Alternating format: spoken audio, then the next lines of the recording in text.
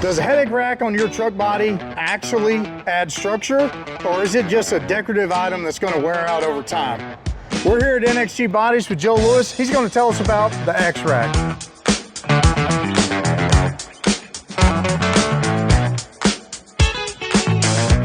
So Joe, we're over here at the XRack. This thing looks different than a traditional headache rack on a truck body. What's going on with this thing? Tell me about it. So this is a one-piece 3x4 mandrel bent headache rack. It's one piece all the way across.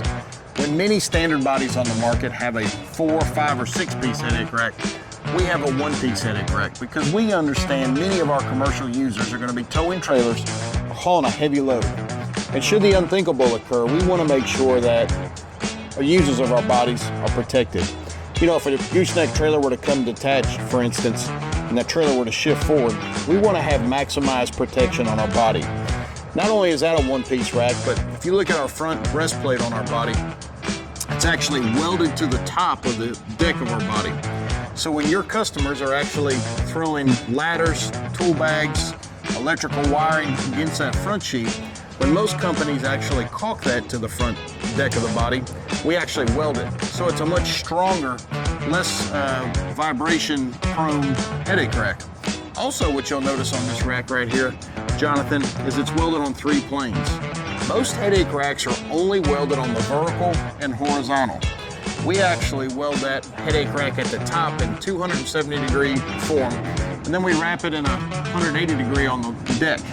That helps us to prevent cracking and never touch the 1/8-inch tread plate deck because all of our bodies have a fully formed gusset that goes all the way down to the bottom. So on our standard flat deck bodies, it goes to the bottom of the side rail, and on our skirted bodies, like you see here, it actually goes all the way down to the running board.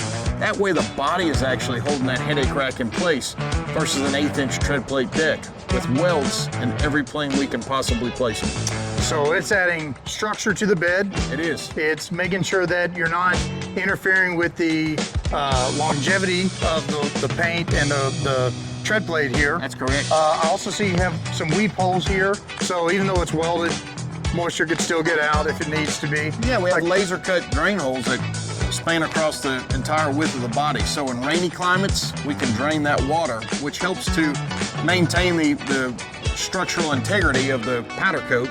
And in snowy climates where water or frozen water is actually sitting on top, when it starts to melt, it actually can get out there and instead of sitting on that powder coat, because moisture is not good for powder coat. Right. So in any of the climates across North America, we can actually help that moisture escape and preserve the powder coat that the body has on it. So you got a headache rack that's more structural, and it's really not a headache rack. This is part of the structure of the overall body, right? Yeah. So while other folks have just slapped a headache rack on there to protect the back windshield, this is actually a purpose-built design part of the body.